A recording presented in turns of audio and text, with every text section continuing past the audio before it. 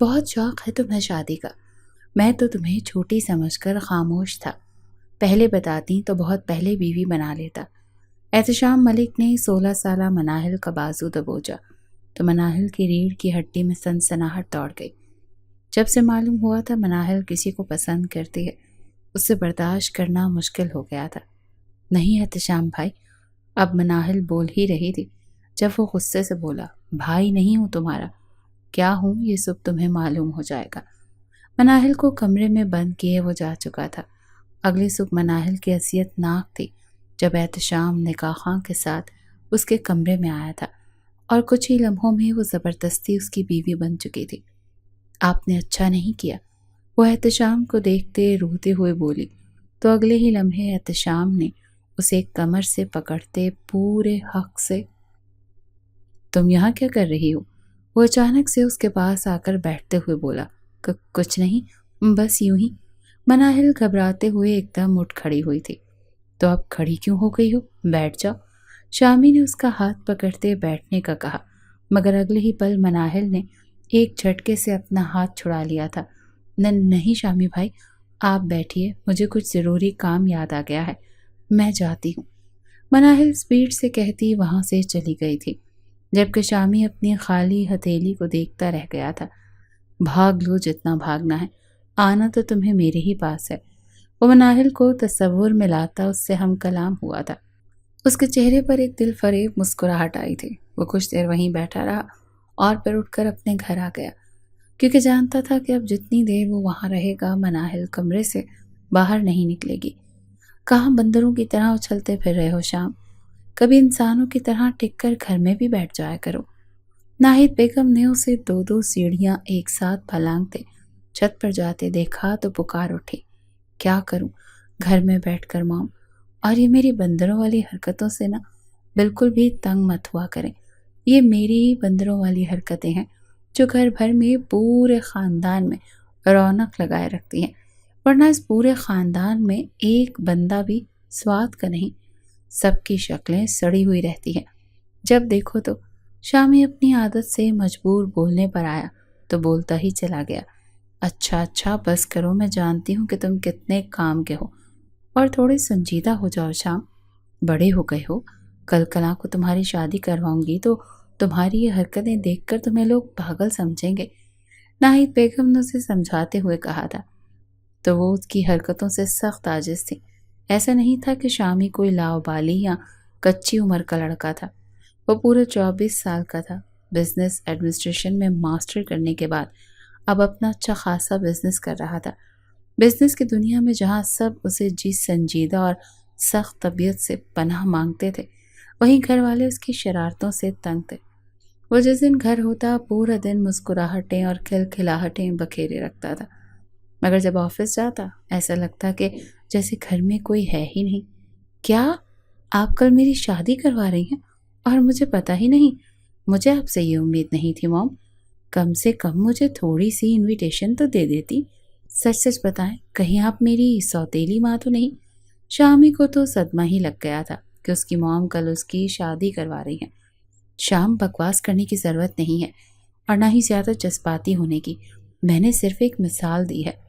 جب تک تم سنجیدہ نہیں ہو جاتے میں تمہاری شادی نہیں کروں گی، مجھے اپنی ناک نہیں کٹوانی۔ ناہید بیگم نے اسے دیکھتے تعصب سے کہا تھا، اوکے مام، جیسے آپ کی مرضی، مگر یہ تو بتائیں کہ میں سنجیدہ کیسے ہو سکتا ہوں؟ سنجیدہ تو سنجیدہ خالہ ہے، آپ چاہتی ہیں کہ میں بھی سنجیدہ خالہ بن جاؤں؟ اب کی بار بات مکمل کرتے شامی نے فوراً سے دوڑ لگائی تھی، کیونکہ وہ جانتا تھا کہ اس کے بعد اسے موم کی طرف سے پڑنے والی چپل سے کوئی نہیں بچا سکتا۔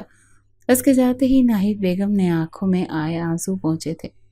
وہ 17 سال کا تھا جب اس کے بابا اور چچا دونوں جنگ میں شہید ہو گئے تھے۔ دونوں گھروں میں اس وقت قیامت گزر گئی تھی، جبکہ اس کے چچا کی صرف ایک ہی بیٹی تھی، مناہل۔ موت کے کافی عرصے کے بعد بھی ان کے گھر یوں ہی سوگواریت چھائی رہتی تھی جیسے روز اول سے تھی۔ وہ اپنے گھر آتا تو موم اور اپنی بہنوں کو ہمہ وقت روتے ہوئے پاتا، چچی کے گھر جاتا تو وہاں چچی اور مناہل روتے ہوئے ملتے۔ وہ ان سب کو یوں دیکھ دیکھ کر بے حد پریشان ہو گیا تھا۔ یہاں اسے اپنی سنجیدگی چھوڑنی پڑی تھی۔ اس سنجیدگی جو اس کی شخصیت کا خاصہ تھی، مگر گھر والوں کو اس حال میں دیکھ کر اسے اپنی شخصیت میں بدلاؤ لانا پڑا تھا، اور تب سے ہی وہ ایسا ہو گیا تھا۔ گھر سے باہر وہ چاہے جیسے بھی رہتا، مگر گھر کے اندر اس کی شرارتیں عروج پر ہوتی تھی۔ وہ کب سے گیٹ پر کھڑا ہارن بجا رہا تھا، مگر مناہل ابھی تک نہیں آئی تھی۔ اسے دیر ہو رہی تھی۔ اس نے گھڑی میں وقت دیکھا اور پھر گاڑی سے باہر آتا دروازے کی جانب بڑھ گیا۔ سامنے ہی اسے چچی آتی دکھائی دی تھی۔ السلام علیکم چچی، کیسی ہیں آپ؟ اس نے پوچھتے احترام سے اپنا سر ان کے آگے جھکایا تھا۔ میں ٹھیک ہوں بیٹا، اللہ کا کرم ہے، تم سناؤ کیسے ہو؟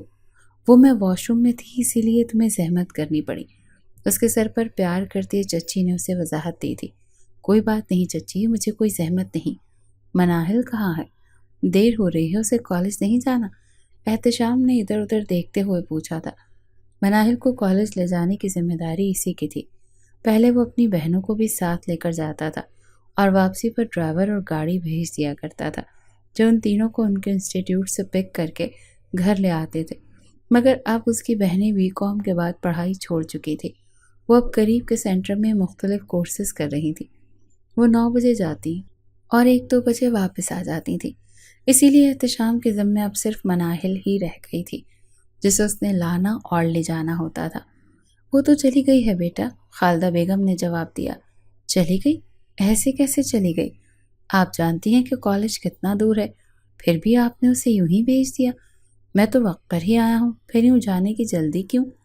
احتشام اس کے چلے جانے کا سنتے پریشان ہوا تھا، ساتھ ہی ساتھ خالہ بیگم سے ناراضگی کا اظہار بھی کیا، لیکن احترام کا دامن ہاتھ سے نہ چھوڑا تھا۔ بیٹا وہ تھوڑی ہی دیر ہوئی ہے۔ اس سے پہلے کہ وہ کچھ کہتی احتشام بول پڑا۔ چچی وہ زیادہ دور نہیں گئی ہوگی، میں اسے راستے سے پک کر لوں گا، نہ جانے کہاں بھٹک رہی ہوگی۔ آپ جانتی ہیں نا کہ کیسا زمانہ ہے، پھر بھی اسے اکیلے بھیج دیا۔ آئندہ آپ ایسا نہیں کریں گی، اور جو مرضی ہو جائے آپ اسے اکیلے نہیں بھیجیں گی۔ وہ ان سے کہتا باہر نکلنے لگا تھا۔ بیٹا بات تو سنو، وہ اکیلی نہیں گئی۔ خالدہ بیگم اسے یوں اپنی بیٹی کے فکر میں گھلتے دیکھ مسکرا کر رہ گئی تھی۔ اکیلی نہیں گئی تو کس کے ساتھ گئی ہے؟ احتشام نے مڑتے سوال کیا۔ بیٹا وہی تو میں تمہیں بتانے کی کوشش کر رہی ہوں۔ اس کی نئی سہیلی بنی ہے نا، جو کیا نام تھا اس کا، ہاں یاد آیا، عالیہ، وہ جو یہاں اگلی کالونی میں رہتی ہے، وہی اسے ساتھ لے کر گئی ہے۔ اس کی اپنی گاڑی ہے نا، روز گاڑی میں آتی جاتی ہے۔ کل آئی تھی گھر میں، کہنے لگی کہ میں روز مناہل کو اپنے ساتھ لے جایا کروں گی اور واپس بھی چھوڑ دیا کروں گی، اسی راستے سے گزرتی ہے۔ خالدہ بیگم اس کے پاس آتے اسے بتانے لگی۔ چچی یہ آپ کیا کرتی ہیں؟ ایسے کیسے آپ نے کسی بھی انجان کے ساتھ اسے بھیج سکتی ہیں؟ اب کی بار احتشام مزید حیران ہوا تھا۔ اسے مناہل کی پریشانی بھی تھی۔ بیٹا میں تمہاری پریشانی سمجھتی ہوں، وہ یہاں آتی جاتی رہی ہے، کافی اچھی اور سلجھی ہوئی بچی ہے، تم فکر نہ کرو۔ خالدہ بیگم نے اسے اطمینان دلاتے ہوئے کہا۔ چچی پریشانی کی بات تو ہے، مگر آپ کہتی ہیں تو میں آپ کی بات مان لیتا ہوں، پھر بھی آپ اپنی آنکھیں اور کان کھلے رکھیے گا، کسی پر یوں آنکھ بند کر کے بھروسہ کرنا ٹھیک نہیں۔ میں اب چلتا ہوں۔ احتشام انہیں کہتے گھر سے نکل آیا۔ یوں تو اسے مناہل کی اس حرکت پر بہت غصہ آیا تھا، لیکن خالدہ بیگم کے پرسکون رویے نے اسے بھی اطمینان دیا تھا۔ البتہ وہ مناہل سے بعد میں بات کرنے کا ارادہ رکھتا تھا، لیکن اسے بات کرنے کا وقت ہی نہیں ملا۔ اس نے ایک نئی کمپنی کے ساتھ کانٹریکٹ کیا تھا، اسی لیے اس بزنس کو پراپر ٹائم دینے کی ضرورت تھی۔ وہ صبح ارلی مارننگ جاتا تھا اور رات گئے گھر لوٹتا۔ مناہل سے تو ملاقات نہ ہوئی تھی، البتہ وہ خالدہ بیگم سے اس کی خیریت پوچھتا رہتا تھا۔ آج وہ ذرا جلدی لوٹ آیا تھا۔ چچی اور مناہل سے ملنے کی غرض سے وہ سیدھا ادھر ہی آ گیا۔ السلام علیکم چچی جان۔ خالدہ بیگم سپارہ لیے سپارہ پڑھ رہی تھی۔ وہ انہیں دیکھتا بلند آواز میں سلام کرتے ان کے پاس ہی آیا تھا۔ اسے دیکھ کر سپارہ بند کرنے لگی۔ چچی جان پلیز آپ پڑھیے، میں بیٹھا ہوں۔ انہیں پڑھنے کا کہتے صوفے کی پشت سے ٹیک لگا کر آنکھیں موند گیا تھا۔ وہ شکل سے ہی تھکا ہوا لگ رہا تھا۔ کیا ہوا بیٹا، تھک گئے ہو کیا؟ تھوڑی دیر بعد خالدہ بیگم کی آواز سنتے اس کی آنکھیں کھلی تھی۔ جی چچی، بس ان دنوں کام کا برڈن تھوڑا زیادہ ہے۔ آپ بتائیں کوئی پریشانی تو نہیں؟ وہ سیدھا ہو کر بیٹھا تھا۔ نہیں بچے، کوئی پریشانی نہیں، اللہ کا شکر ہے۔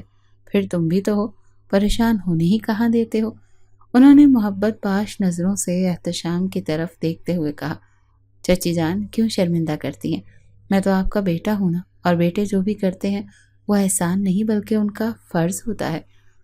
میں بھی کچھ کرتا ہوں وہ میرا فرض ہے، بس آپ نے میرے لیے دعائیں کرنی ہیں، مجھے آپ کی دعاؤں کی سوا اور کچھ نہیں چاہیے۔ وہ ان کے ہاتھ چومتا ان کی گود میں سر رکھ کر لیٹ گیا۔ خالدہ بیگم اس کے بالوں میں انگلیاں چلانے لگی۔ تمہیں پتہ ہے مناہل کی پیدائش کے بعد مجھے اولاد نہیں ہوئی، حالانکہ میری بہت خواہش تھی کہ میرا بھی ایک بیٹا ہوتا۔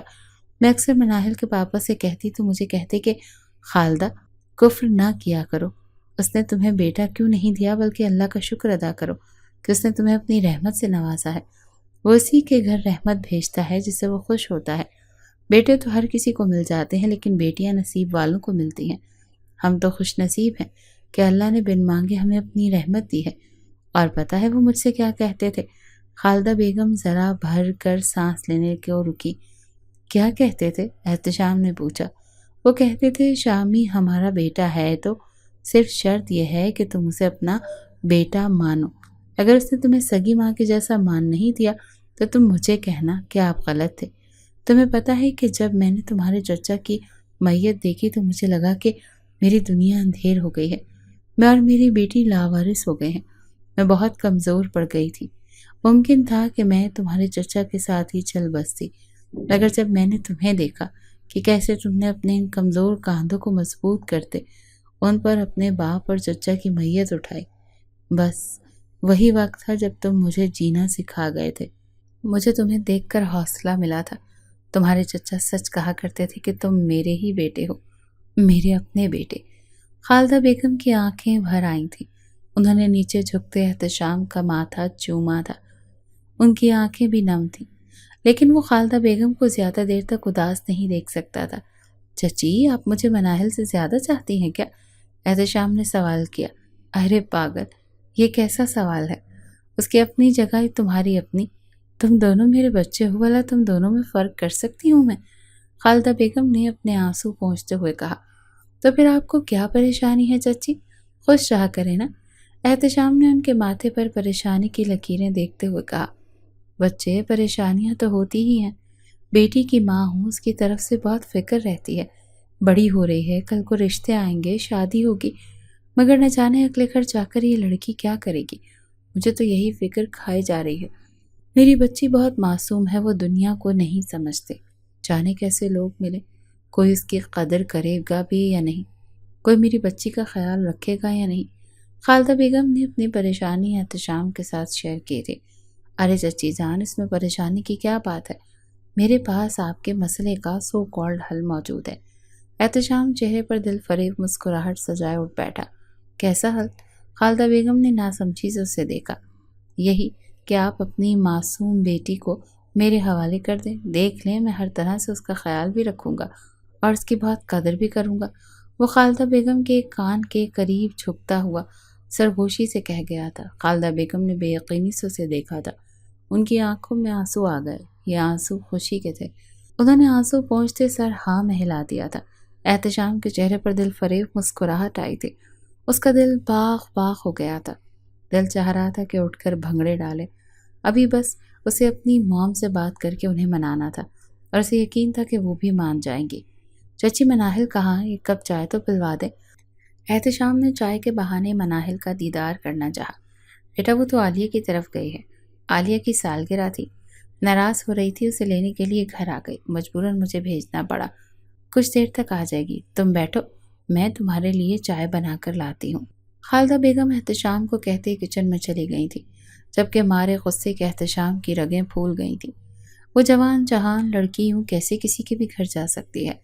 مناہل یہ لو میری برتھ ڈے کا کارڈ، تم نے لازمی آنا ہے، عالیہ مناہل کی طرف انویٹیشن کارڈ بڑھاتے ہوئے بولی تھی۔ مناہل نے کارڈ لیتے بیگ میں ڈال لیا۔ Happy birthday to you. Aliya تمہاری برتھ ڈے آج ہی ہے کیا؟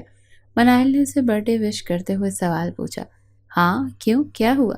عالیہ اس کے پاس بیٹھتے ہوئے بولی۔ وہ اس دن ثنا تو کہہ رہی تھی کہ تمہاری برتھ ڈے مارچ میں ہوتی ہے۔ مناہل نے کچھ دور بیٹھی ایک لڑکی کی طرف اشارہ کرتے ہوئے کہا۔ عالیہ کو اس کے ایک دم حواس اڑ گئے تھے، مگر اگلے ہی لمحے اس نے خود کو سنبھال لیا تھا۔ چہرے کے تاثرات نارمل کرتے اس نے مناہل کی طرف دیکھا جو نوٹ بک پر جھکی ہوئی کچھ لکھ رہی تھی۔ ارے یار، وہ تو یوں ہی میرے پیچھے ہی پڑی ہوئی تھی، مجھ سے دوستی کی خواہش مند تھی، مگر تم تو جانتی ہو کہ میں ہر کسی سے دوستی نہیں کرتی، اور ویسے بھی اس جیسی لڑکی سے تو بالکل بھی نہیں۔ وہی اس روز بہت دماغ کھا رہی تھی کہ تمہارا برتھ ڈے کب ہے، مجھے تمہیں کچھ سرپرائز دینا ہے، تو میں نے ٹالنے والے انداز میں کہہ دیا کہ مارچ میں۔ عالیہ نے اپنے لہجے کو حتی الامکان نارمل رکھنے کی کوشش میں کہا تھا۔ او اچھا، تبھی تو میں حیران ہوئی کہ تم نے مجھے بتایا ہی نہیں اپنی برتھ ڈے کا، مگر میں بھول گئی۔ پھر اس نے مارچ کا کہا تو کنفیوژن ہو گئی تھی۔ Happy birthday, many many happy returns of the day. Manahil نے کاپی بند کر کے بیگ میں ڈالی اور خوش کن لہجے میں کہا تھا، صرف یہیں سے ریٹرن نہیں چاہیے بچوں، تمہیں میرے گھر پارٹی پر آنا ہوگا۔ عالیہ نے حاکمانہ انداز میں کہا، یار کیا پتہ گھر سے اجازت ملتی ہے کہ نہیں، مگر تم ناراض نہیں ہونا، اوکے؟ مناہل نے خالدہ بیگم کا سوچتے ہوئے کہا، مل جائے گی اجازت، نہ بھی ملی تو میں خود تمہیں لینے آ جاؤں گی، اور آنٹی کو بھی میں خود ہی منا لوں گی۔ عالیہ نے اس انکار کو کسی خاطر میں نہ لایا۔ مناہل ایک گہرا سانس بھر کے رہ گئی۔ عالیہ سے اس کی دوستی کو 3 مہینے ہو گئے تھے۔ 3 مہینے پہلے عالیہ کا اس کالج میں ایڈمیشن ہوا تھا۔ اس نے مناہل کو بتایا تھا کہ وہ ابھی اس شہر میں شفٹ ہوئے ہیں۔ مناہل کی سادہ طبیعت کی وجہ سے وہ جلد ہی مناہل کے ساتھ گھل مل گئی تھی۔ مناہل کے علاوہ اس کی اور کوئی دوست نہیں تھی، وہ کافی پیسے والی تھی۔ اس کے اسٹیٹس کو دیکھ کر بہت سی لڑکیوں نے اس سے دوستی کرنے کی کوشش کی تھی، مگر عالیہ نے سب کو انکار کر دیا تھا کہ وہ یہاں پر صرف پڑھنے کے لیے آئی ہے، دوستیاں کرنے کے لیے نہیں۔ اور مناہل اس کے اس جواب پر ہنس ہنس کر پاگل ہو جایا کرتی تھی، کیونکہ عالیہ ہر کام کرتی تھی سوائے پڑھائی کے۔ وہ پڑھائی میں اعلیٰ درجے کی نالائق تھی۔ جہاں مناہل کے پورے مارکس آتے تھے، وہیں عالیہ کو 1 نمبر بھی مشکل سے ملتا تھا۔ نہ جانے ٹیچرز کیا سوچ کر اسے 1 نمبر دے دیتے تھے، اور اس 1 نمبر پر بھی عالیہ کی گردن بلند ہو جایا کرتی تھی، اور وہ فخر سے مناہل کو بتاتی تھی کہ آج اس ٹیسٹ میں مجھے 1 نمبر ملا ہے، اور مناہل اسے سادہ سمجھ کر اس کی سادگی کی داد دیے بنا نہیں رہ سکتی تھی، مگر وہ نہیں جانتی تھی کہ جسے وہ سادگی سمجھ رہی ہے، حقیقت میں وہ کوئی سیدھی سادی لڑکی نہیں بلکہ بہت پہنچی ہوئی چیز ہے۔ عالیہ کا دل ہر وقت گھومنے کا ہوتا تھا۔ یار تمہارا بھائی کتنا روڈ ہے نا، تم اس کے ساتھ کالج کیسے جاتی ہو؟ عالیہ نے اسے روز مناہل کو احتشام کی گاڑی سے نکلتے ہوئے دیکھ لیا تھا۔ اس روز وہ مناہل کو ڈانٹ رہا تھا کہ دوپٹے کا دھیان رکھا کرو۔ عالیہ نے بڑے غور سے سارا منظر دیکھا اور پھر کچھ سوچتے ہوئے مسکرا دی۔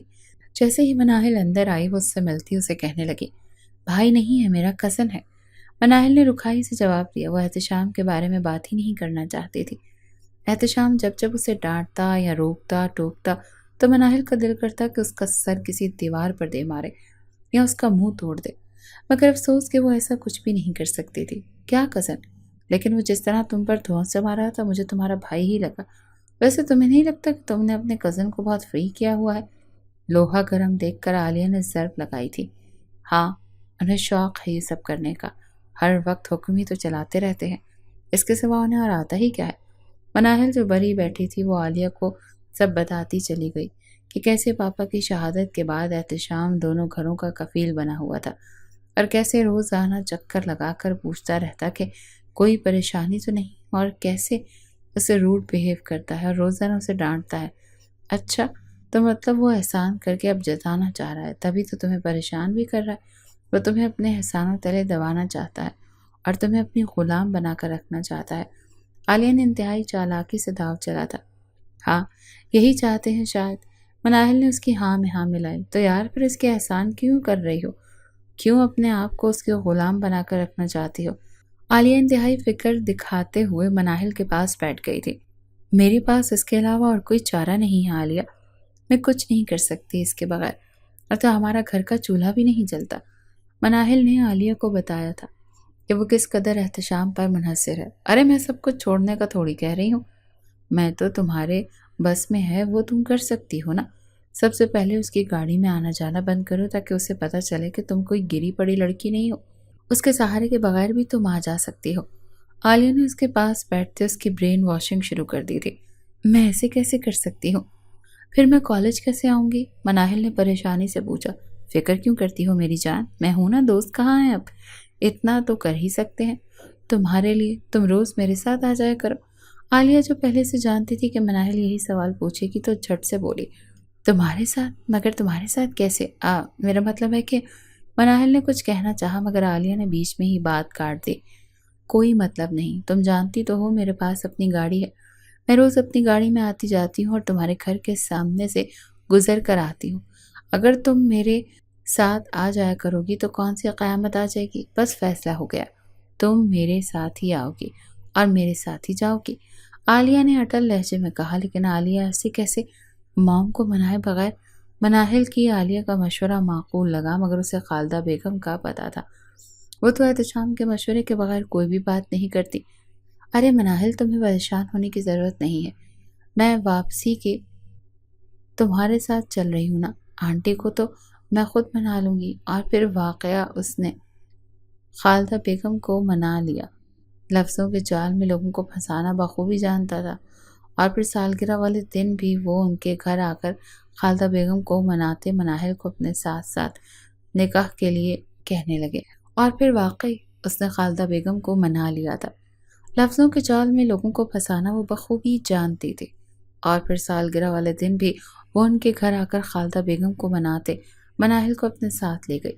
احتشام چھت پر تھا جب مناہل کے گھر کے باہر بڑی سی گاڑی آن رکی۔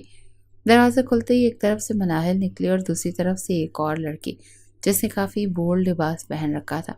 احتشام نظریں پھیر گیا تھا، البتہ جیسے ہی وہ لڑکی گاڑی کے لیے مڑی تھی تو احتشام نے نیچے اترتا مناہل کے سر پر جا پہنچا۔ یہ کس قسم کی دوستیں بنا رکھی ہیں تم نے، جن کو پہننے اوڑھنے کی تمیز بھی نہیں ہے؟ اس کی کلائی دبوچتے اپنی طرف موڑتے ہوئے پوچھنے لگا تھا۔ مناہل کے حلق تر کرتے خالدہ بیگم کی تلاش میں نظریں دوڑائیں۔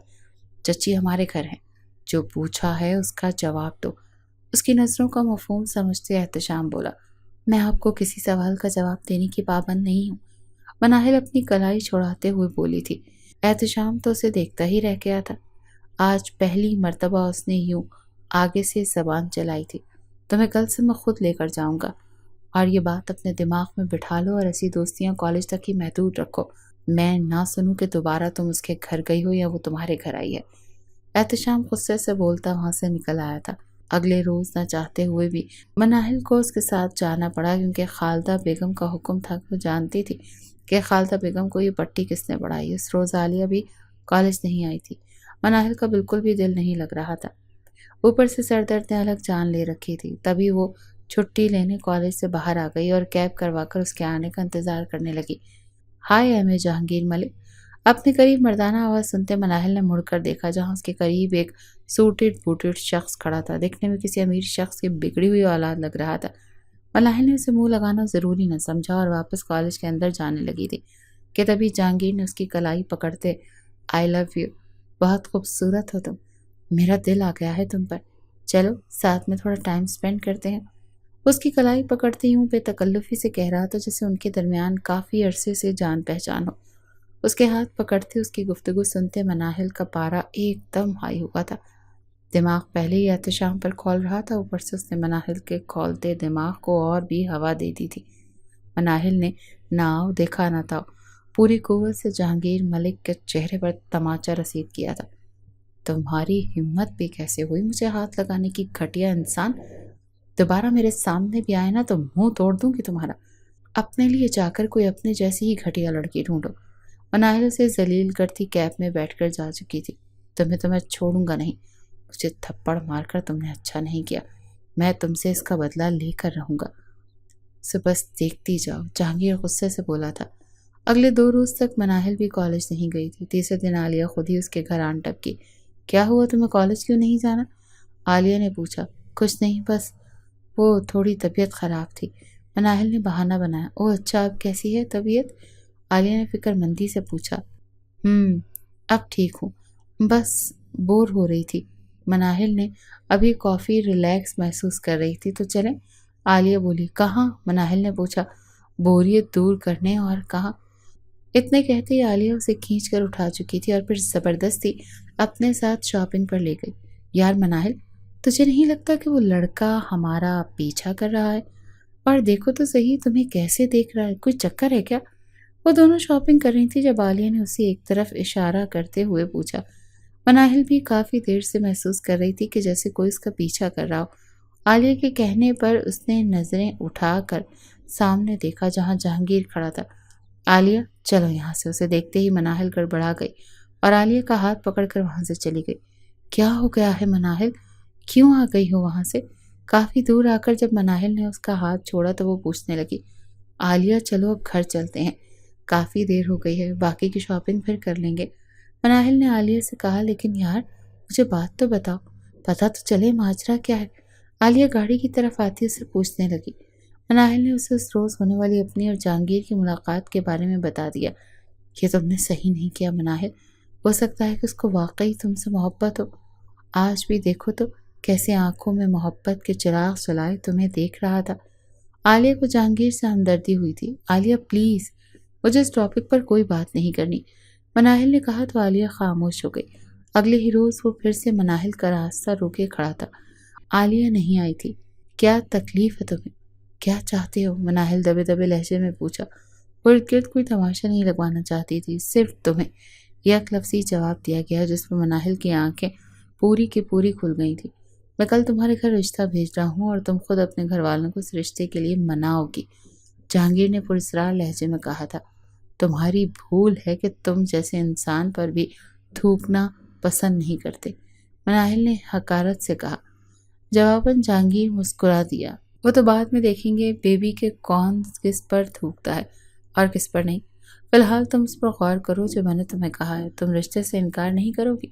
جہانگیر اس کی آنکھوں میں آنکھیں ڈالتے ہوئے بولا تھا، تمہاری بھول ہے، تمہیں میں تم جیسے شخص کے لیے اقرار کروں گی، مناہل نے چہرہ موڑتے ہوئے کہا تھا۔ تم اقرار ہی کرو گی؟ بدو بدو بولا، میں ایسا کچھ نہیں کروں گی، مناہل نے بھی اسے ٹکا سا جواب دیا تھا اور پھر اپنی گاڑی کی طرف جانے لگا۔ ڈرائیور اسے لینے آ گیا۔ تم وہی کرو گی جو میں نے کہا ہے، اگر تم نے ایسا نہ کیا تو اپنا واٹس ایپ کھول کر چیک کر لینا، فی الحال تمہارے لیے سرپرائز ہے، لیکن اگر تم نے میرے رشتے سے انکار کیا تو یہ سرپرائز میں بطور تحفہ تمہاری بوڑھی ماں اور تائی کی فیملی کے ہر فرد کو بھیجوں گا۔ سوچ لینا، پھر وہ خود تمہیں میرے ساتھ رخصت کر دیں گے، مگر ہر تعلق توڑ کر۔ فیصلہ تمہارا ہے، تمہارے جواب کا منتظر رہوں گا، جہانگیر اسے کہتے ہوئے وہاں سے چلا گیا۔ مناہل بھی سر جھٹکتے ہوئے آن بیٹھی تھی۔ کچھ سوچتے ہوئے اس نے موبائل نکال کر اسکرین آن کی تھی۔ واٹس ایپ کھولتے اسے انجان نمبر سے ڈھیروں نوٹیفیکیشنز موصول ہوئے تھے۔ دھڑکتے دل کے ساتھ مناہل نے جو ہی وہ چیٹ کھولی، اسے اپنی آنکھوں کے سامنے دنیا اندھیر ہوتی ہوئی محسوس ہوئی تھی۔ اس کا سانس سینے میں اٹک گیا تھا۔ اس کی تصویروں کو ایڈٹ کر کے انتہائی بیہودہ لک دیا گیا تھا، اس پر صرف چہرہ مناہل کا تھا، باقی اللہ جانے کون تھا کون نہیں۔ مناہل کے تو پسینے چھوٹ گئے تھے۔ تبھی اسے ایک اور میسج موصول ہوا، امید ہے تم اپنی مرضی سے میرے حق میں فیصلہ دو گی، ورنہ کوئی بات نہیں، یہ تصویریں دیکھنے کے بعد تو تمہارے گھر والے عزت کی خاطر خود تمہیں میرے ساتھ رخصت کر دیں گے، دونوں صورتوں میں تم میری ہو، اب سوچ لو، عزت سے آنا ہے یا ویسے ہی مجھے دوسرا آپشن زیادہ پسند ہے۔ مناہل کے ہوش اڑ گئے تھے، وہ جانے کس حالت میں گھر پہنچی تھی اور گھر آتے ہی کمرے میں بند ہو گئی تھی۔ وہ پوری رات اس نے جہانگیر کی منتیں کرنے میں گزار دی تھی کہ اسے جتنے پیسے چاہیے وہ لے لے، مگر اس کا پیچھا چھوڑ دے، مگر جہانگیر بھی اپنے نام کا ایک ہی تھا، گھٹیا شخص میرا پیچھا چھوڑ دو، مناہل نے ایک آخری بار کہا۔ ہائے ڈارلنگ، گھٹیا بھی کہتی ہو اور چھوڑنے کا بھی؟ اگر چھوڑ دیا تو گھٹیا کیسے رہوں گا، مجھے تو گھٹیا ہی رہنا ہے، جہانگیر کہتے کال کاٹ گیا اور مناہل پھوٹ پھوٹ کر رو دی تھی۔ صبح عالیہ کو بلا کر اس کے ساتھ کالج چلی گئی، آنکھیں رو رو کر سوجی ہوئی تھی اور نیندوں کی وجہ سے سرخ ہو رہی تھی۔ عالیہ نے ممکنہ حد تک اس کے ساتھ سے بڑی ہمدردی بننے کی کوشش کی تھی۔ وہ تھکے تھکے قدموں سے گھر میں داخل ہوئی تھی۔ مناہل، کمرہ بدر نہ ہونا، چینج کر کے فوراً نیچے آنا، مجھے کچھ ضروری بات کرنی ہے، خالدہ بیگم نے اسے کمرے میں جاتے دیکھ کر کہا تھا۔ جی ماں، مناہل کہتی کمرے میں چلی گئی۔ ان کی آواز سے وہ اتنا اندازہ تو لگا چکی تھی کہ جہانگیر اپنا کام کر چکا ہے۔ خود کو نارمل کرتے وہ باہر آئی تھی۔ جی ماں، کچھ کہہ رہی تھیں آپ؟ ان کے پاس بیٹھتے مناہل نے انجان بنتے ہوئے پوچھا تھا۔ نظریں ملانے کی جرت نہ ہوئی تھی۔ ہاں، آج کچھ بھی لوگ آئے تھے گھر، خالدہ بیگم نے جانچتی ہوئی نظروں سے اسے دیکھتے ہوئے کہا۔ اچھا، کون تھے اور کیوں آئے تھے؟ مناہل نے تاثرات اب بھی نارمل ہی رکھے تھے۔ تمہارے رشتے کے لیے آئے تھے۔ خالدہ بیگم نے بات پوری کی اور مناہل کے چہرے پر کچھ تلاشنے لگے۔ اچھا، تو پھر آپ کو کیسے لگے وہ لوگ؟ مناہل نے خود کو پر اعتماد ظاہر کرتے ہوئے کوشش کی تھی۔ لگنے کا تو سوال ہی پیدا نہیں ہوتا، میں نے انہیں صاف صاف انکار کر دیا اور تم بھی اسے منع کر دینا۔ ویسے تم نے مجھے بہت شرمندہ کیا ہے، میں تمہیں پڑھنے بھیجتی تھی اور تم… خالدہ بیگم نے پہلے سختی سے کہا تھا، مگر آخری بات کہتے ان کا لہجہ خود بخود افسوس بھرا ہو گیا تھا۔ موم، آپ کو انکار نہیں کرنا چاہیے تھا، میں اسے پسند کرتی تھی، وہ بھی مجھ سے محبت کرتا تھا۔ مناہل نے کس ضبط سے یہ الفاظ کہے تھے یہ تو صرف وہی جانتے تھی۔ مجھے کچھ ہی سننا نہیں ہے مناہل، میں انکار کر چکی ہوں اور تمہارے لیے بھی یہی بہتر ہے کہ اپنے بڑھتے قدموں کو روک لو۔ تمہاری شادی وہیں ہوگی جہاں میں چاہوں گی۔ خالدہ بیگم نے دو ٹوک لہجے میں کہا، میں آپ کی بات نہیں مانوں گی، میں شادی اپنی مرضی سے ہی کروں گی اور میں اپنا فیصلہ کر چکی ہوں۔ مجھے شادی کرنی ہے تو صرف اور صرف جہانگیر سے۔ اگر آپ نے انکار کیا تو میرا مرا منہ دیکھیں گی یا پھر میں گھر سے بھاگ کر شادی کر لوں گی۔ مناہل درستی سے کہتی اٹھی تھی، لیکن اگلے ہی پل منہ پر پڑے تھپڑ نے اس کے 14 طبق روشن کر دیے تھے۔ سامنے احتشام کھڑا سالم نگلنے والی نظروں سے اسے دیکھ رہا تھا۔ چچی، ہمیں لگتا ہے ہم نے بہت دیر کر دی، میں تو اسے بچی سمجھ کر چپ تھا، مگر لگتا ہے کہ اسے شادی کا کوئی زیادہ ہی شوق چڑھا ہے۔ کوئی بات نہیں، اس کا شوق ابھی پورا کر دیتے ہیں، آپ اس کا دھیان رکھیے گا، میں ابھی آیا۔ احتشام نے مناہل کو کھینچتے ہوئے لا کر کمرے میں لاک کیا تھا اور خود باہر چلا گیا۔ تھوڑی ہی دیر بعد وہ رفعت بیگم اپنی بہنوں، مولوی صاحب اور گواہان کو لے کر آیا تھا اور پھر کچھ ہی دیر میں وہ مناہل احتشام بن چکی تھی۔ چچی، یہ میری امانت ہے اور آپ کے ذمے، ٹھیک ہے 1 مہینے کے بعد میں اسے رخصت کروا کر لے جاؤں گا، مجھے لگتا ہے کہ 1 مہینے میں اس کا دماغ اچھی طرح سے ٹھکانے آ جائے گا، احتشام نے خالدہ بیگم سے کہا تھا اور پھر چلا گیا۔ کسی نے مناہل سے بات نہیں کی تھی، سب لوگ ہی اس سے ناراض تھے۔ مناہل روتی رہی، موبائل فون کی رنگ سن کر اس نے موبائل اٹھایا۔ جہانگیر کی کال آ رہی تھی، اس نے کال کاٹنی چاہی تو وہ محسوس ہاتھوں میں تھی، مگر اگلے ہی لمحے جہانگیر نے اسے دھمکی آمیز پیغامات بھیجنے شروع کر دیے۔ مناہل نے اسے اپنے نکاح کا بتا دیا۔ اس نے سوچا کہ شاید ایسا کرنے سے وہ اس کا پیچھا چھوڑ دے گا، مگر وہ مزید بھڑک اٹھا تھا۔ تم نے مجھے دھوکہ دے کر اچھا نہیں کیا، تم نے خود مجھے چھیڑا ہے، اب تم بہت بڑے نتائج بھگتو گی۔ اسے پھر سے دھمکانے لگا۔ میں نے جان بوجھ کر کچھ نہیں کیا، میں تو موم کو تمہارے لیے قائم کر رہی تھی۔ اسی وقت احتشام بھائی وہاں آ گئے، انہوں نے سب سن لیا اور مجھے کمرے میں بند کرنے کے بعد نکاح خواہ کو لے آئے اور مجھ سے نکاح کر لیا۔ میں نے تمہیں کوئی دھوکہ نہیں دیا، دیکھو قسمت میں ہی یہ سب ہونا لکھا تھا، میں تمہاری قسمت میں نہیں تھی، تم یہ بات مان لو اور میرا پیچھا چھوڑ دو پلیز۔ مناہل نے اسے تحمل سے سمجھاتے ہوئے کہا، قسمت مائی فٹ، میرے ماتھے پر بیوقوف نہیں لکھا، میرے ماتھے پر بیوقوف نہیں لکھا ہوا اور نہ ہی میں بیوقوف ہوں۔ جہانگیر ملک اپنی قسمت خود لکھتا ہے، تم میری ہو، صرف اور صرف میری، تمہیں پانے کے لیے مجھے کچھ بھی کرنا پڑا تو میں کروں گا۔ تم اپنے ہوتے سوتے کزن سے طلاق لوگی اور میرے پاس آؤ گی۔ جہانگیر نے جنونی انداز میں کہا تھا۔ میں ایسا کچھ نہیں کروں گی، مناہل نے کہا۔ تم ایسا ہی کرو گی، نہیں تو تم جانتی ہو کہ میں کیا کر سکتا ہوں۔ لگتا ہے تم جاننا چاہتی ہو کہ میں کیا کر سکتا ہوں، لگتا ہے کہ تمہیں ڈیمو دکھانا ہی پڑے گا۔ کس کو بھیجوں یہ خوبصورت بدن کی تصویریں، تمہاری موم کو یا تمہارے سو کالڈ شوہر کو؟ تصویر دیکھتے جہانگیر کے چہرے پر کمینگی مسکراہٹ آئی تھی۔ تو تم ایسا کچھ نہیں کرو گے؟ مناہل چیخے۔ اگر تم چاہتی ہو کہ میں ایسا کچھ نہ کروں تو اس کے لیے تمہیں وہ کرنا ہوگا جو میں چاہتا ہوں، ٹھیک ہے؟ خیال رکھنا اپنا، گڈ بائے، پھر بات ہوگی۔ جہانگیر مناہل کو سکون پر بات کرتے کال کاٹ کر کے سکون سے سو گیا تھا، جبکہ مناہل کی ساری رات کانٹوں پر گزری تھی۔ 2 دن بعد اس کے فائنل پیپر شروع ہونے والے تھے اور اس نے سارے پیپرز غائب دماغی سے ہی دیے تھے۔ 15 دن کیسے گزرے کچھ پتہ ہی نہیں چلا، مگر مناہل خوب جانتی تھی کہ جس کا ایک ایک لمحہ اذیت سے گزرا تھا۔ ابھی پچھلے 2 روز سے جہانگیر اسے میسیجز کیے ہی جا رہا تھا اور اس کا ایک ہی مطالبہ ہوتا تھا کہ احتشام سے طلاق لو اور مجھ سے شادی کر لو۔ مناہل انکار ہی نہیں کر سکتے تھے، کیونکہ جب بھی مناہل انکار کرتی وہ اسے پھر سے وہی دھمکی دیتا، کہ اس کی تصویر اس کے گھر والوں کو بھیجے گا۔ مناہل مجبوری کے تحت اس کی باتیں ماننے پر مجبور ہو رہی تھی۔ اب پچھلے 2 دن سے وہ اسے پھر سے ملنے کے لیے بلا رہا تھا۔ کیا مسئلہ ہے تمہارے ساتھ؟ کیوں مجھے سکون کا سانس نہیں لینے دیتے؟ اس کی کال اٹھاتے ہی مناہل بولی، اپنے سکون کی بڑی پرواہ ہے، میرے سکون کا کیا جو صرف تمہیں دیکھ کر ہی ملتا ہے، جہانگیر نے لوفرانہ انداز میں کہا تھا۔ مناہل نے اس کا جواب دینا ضروری نہیں سمجھا۔ مناہل ڈارلنگ، اگر تم آدھے گھنٹے کے اندر اندر لوکیشن پر نہیں پہنچی نا تو میں تمہیں پک کرنے تمہارے گھر آ جاؤں گا۔ پھر مجھے کسی چیز کا گلہ مت دینا کہ میں نے تمہارا سکون برباد کر دیا۔ انتظار کر رہا ہوں میں تمہارا، آدھے گھنٹے کا مطلب صرف آدھا گھنٹہ ہی ہے۔ جہانگیر اسے ڈیڈ لائن دیتے کال کٹ کر گیا۔ لوکیشن دیکھتے مناہل نے فون دیوار پر دے مارا، مگر تب اسے احساس ہوا کہ وہ کیا کر چکی ہے۔ وہ اٹھی، فریش ہونے کے بعد باہر آئی۔ خالدہ بیگم پودوں کے ساتھ ساتھ مصروف تھیں۔ مام، میں باہر جا رہی ہوں، فون ٹوٹ گیا ہے، اسے ریپیئر کروانے، اس نے خالدہ بیگم کرتے ہوئے کہا۔ کوئی ضرورت نہیں ہے کہیں بھی جانے کی، گھر میں بیٹھو اور احتشام کو دینا فون، وہی ٹھیک کروا دے گا۔ خالدہ بیگم نے اس کی طرف دیکھتے ہوئے جواب دیا۔ اس کے ساتھ ہی جا رہی ہوں، آپ کو فکر کرنے کی ضرورت نہیں ہے۔ مناہل نے جھوٹ کا سہارا لیا اور ساتھ طنز کرنا نہ بھولی تھی۔ اس کے ساتھ کیسے جا رہی ہو؟ وہ تو صبح سے ہی دفتر چلا گیا، اب تم جھوٹ بھی بولو گی؟ وہ ہاتھ میں جھاڑو اٹھا کر کھڑی ہوئی تھی۔ مجھے جھوٹ بولنے کی کیا ضرورت ہے مام؟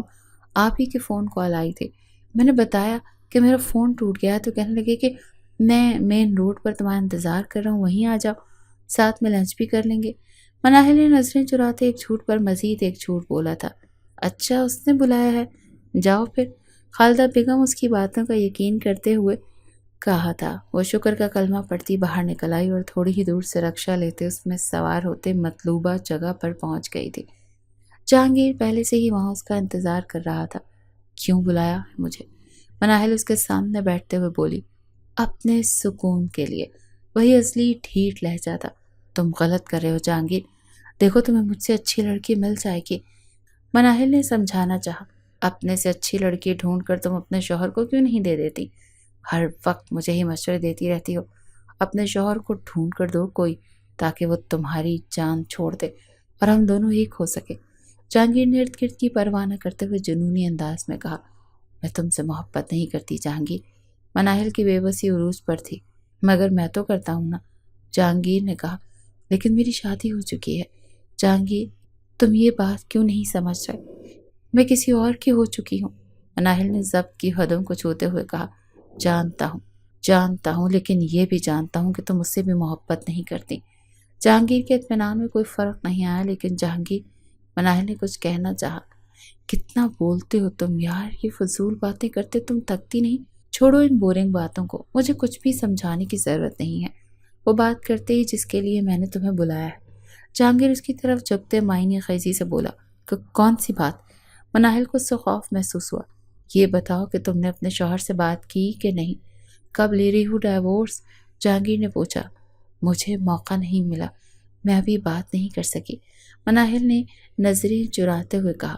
موقع نہیں ملا یا تم بات کرنا ہی نہیں چاہتی؟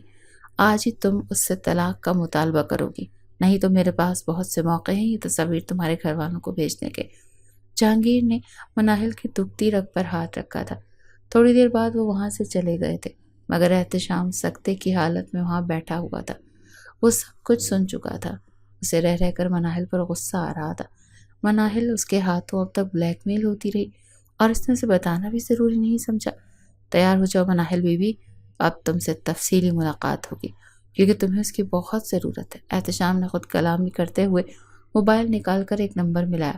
ہاں یار احتشام بات کر رہا ہوں، سب ٹھیک ہے؟ تجھے میں نے ایک گاڑی کا نمبر بھیجا ہے اور ایک بندے کا نام۔ آج شام تک مجھے اس گاڑی اور گاڑی کے مالک کا ساری ڈیٹیلز چاہیے۔ اوکے، بہت شکریہ شام، میں ملتے ہیں۔ اس نے شام جہانگیر کی ساری تفصیلات احتشام کو مل گئی تھی۔ وہ نفسیاتی مریض تھا، اپنے پاگل پن میں وہ اپنے ماں باپ کا قتل بھی کر چکا تھا۔ جیل سے اسے پاگل خانے منتقل کیا گیا تھا، مگر وہ وہاں سے بھی بھاگ آیا تھا اور خود کو مردہ ظاہر کر دیا تھا۔ اب وہ اس شہر میں ایک نئی پہچان کے ساتھ رہ رہا ہے اور اس کی پشت پناہی کرنے کے لیے اس کی بہن تھی، جو کوئی اور نہیں بلکہ مناہل کی دوست عالیہ تھی۔ عالیہ کی برتھ ڈے پر ہی اس نے مناہل کو دیکھا تھا اور پھر اس کے پیچھے پڑ گیا۔ عالیہ سب جانتی تھی، مگر اس نے کبھی بھی اپنے بھائی کو روکنے کی کوشش نہیں کی۔ احتشام مالی اور جہانگیر کا انتظام کر کے نکلا تو اسی وقت مناہل کا میسج آیا، مجھے آپ سے ضروری بات کرنی ہے، گھر سے ہو کر جائیے گا۔ میسج پڑھتے احتشام کے چہرے پر ایک زخمی مسکراہٹ آئی۔ وہ جانتا تھا کہ مناہل نے کیا بات کرنی ہے۔ اس نے اوکے لکھتے میسج سینڈ کیا اور موبائل جیب میں ڈالتے گاڑی سٹارٹ کرتے گھر کے لیے نکل گیا۔ مجھے آپ سے طلاق چاہیے۔ 20 منٹ بعد احتشام اس کے سامنے موجود تھا اور مناہل نے وہی بات کی جو احتشام نے سوچی تھی۔ مناہل کو لگا کہ اس کی بات سنتے ہی وہ اس پر غصہ کرے گا، اسے مارے گا، مگر ایسا کچھ بھی نہیں ہوا، بلکہ وہ تو اطمینان اور سکون سے بیٹھا تھا جیسے کچھ ہوا ہی نہ ہو۔ میں نے آپ سے کچھ کہا ہے؟ اس کی بے نیازی محسوس کرتے مناہل کو تب چڑھی تھی۔ اور اگر میرا جواب نہ ہو تو؟ احتشام نے پوچھا۔ تو میں احتشام کے جذبے لٹاتی نظروں کو دیکھ مناہل کنفیوز ہوئی تھی۔ اس کی ہتھیلیوں میں پسینہ آنے لگا اور دل ایک دم کانوں میں دھڑکنے لگا۔ اس کی آنکھوں میں رقم تحریر مناہل کے ہوش اڑانے کے لیے کافی تھی۔ ابھی وہ کوئی چھوٹی بچی نہیں تھی کہ اس کی آنکھوں میں موجود طلب کو نہ سمجھتی۔ آپ جائیں یہاں سے، وہ رخ موڑتے ہوئے بولی۔ چلا جاؤں گا مگر آپ سے سارے حساب بے باک کرنے کے بعد، وہ بوجھل لہجے میں کہتا اس کے پیچھے آن کھڑا ہوا۔ وہ جیسے ہی پیچھے مڑی اس کے سینے سے ٹکرا گئی۔ تم مجھے بتا سکتی تھی، کیا میں تمہارے لیے اتنا بھی قابل اعتبار نہیں کہ وہ پاگل تمہیں بلیک میل کرتا اور تم نے مجھے بتانا ضروری بھی نہیں سمجھا، اور آج اس کے کہنے پر مجھ سے طلاق مانگنے آئی ہو؟ احتشام نے اس کا گلا دبوچے رکھا اور اسے دیوار سے لگا دیا اور قراتے ہوئے پوچھا۔ جواباً مناہل زور زور سے رونے لگی۔ احتشام نے تعصب سے سر ہلاتے ہوئے گردن چھوڑ دی۔ جب دیکھو روتی رہتی ہو، اگر 15 دن کے اندر اندر تم نے یہ رونا دھونا بند نہیں کیا تو بھول جاؤ رخصتی کو۔ مجھے بیوی چاہیے، بچی نہیں کہ صبح شام میں آنسو اور ناک پہنچتا پھروں۔ احتشام بلند آواز میں کہتے اس کے کمرے سے نکل گیا اور خالدہ بیگم کو اس کے پاس بھیجا تھا۔ اسے اس وقت سہارے کی ضرورت تھی اور وہ چاہتا تھا کہ یہ سہارا اسے اس کی موم ہی دے، کیونکہ بعد میں ساری زندگی اسے احتشام کے سہارے پر ہی تو رہنا تھا۔